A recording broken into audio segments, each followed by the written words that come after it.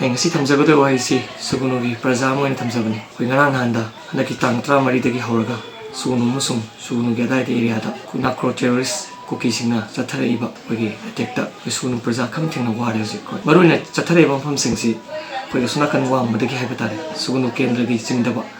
musung kaksing district ki chingdaba wa madagi bisempur district na sarkoi chingmo pham dagi napat Roland Fai dongan dagi khoisi nongmai leptana kapap ki khoi dum terrorist sing dana madu sing si lepan cha di khoi gi honorable sem do appeal tawjari madu ya state force na thambiraga dai du khoi gi injin birati madu soidana kapra gi chang do handagi ni amasung kapo ya base thajabale masi mayam thuna pangtop gi ni che gi thajabale dogera marak sida aina ma hajani mana khoi gi khangudaba kalu ani gi irang si me gi tang hum koi hogi 2023 dagi horpani horpu lanchi da koi manipur gi phang khudin makta lanchi ga wa ba se theng loina phangnare masi tha ma pantara sure koi loina wanare wanare tanja che koi sunu kenda da masi maru in hena wari maramdi masi aina khangjabadi masi hena wari maramdi koi gi hogi ba tang kano da koi kunteret ki aing no ngai kun nipan si dagi koi khangong na horpani hore be rang si do tai na te koi na masi da atopa leimba kun mayam da koi kan nei rang ji kam kan gi rang si da mayam si koi gi takthok ki ba hai ga da chat ki ba hai ga da mai gi mafam ni satna gi matam si da sugunu da di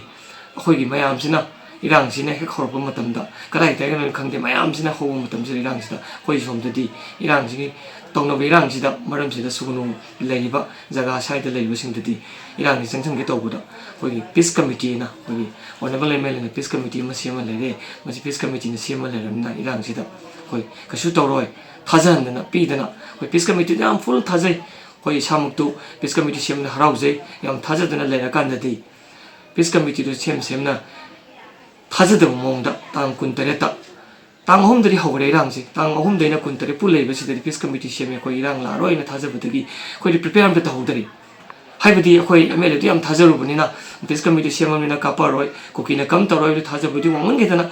koi di pochai du hong do tare amadi koi ge lam tung kari kai section ma je koi da adum bagi koi da to gunang da ne khangu da tang kun tare ki nongalam dai koi ge ahing nongai ma sung kuni pang nongalam dai di horok pa da gi di laibak thiba thongdok si da koi gi sinong mayam le gi tare yung kya mai chakre lam tung mayam mangre masi gi dai ta ji kanan peace committee ne pubi gi da sini ne hajani ngi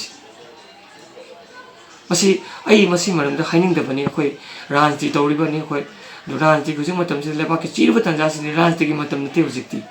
hujik lebak ngami na gadong ne mla humfu leiba manipur da leiba si tara ama kuki gi sakhadu yang khai amadi hujik naga ka punna levinar bi sinadi kangnan congress no kanal bjp na habi to ga koi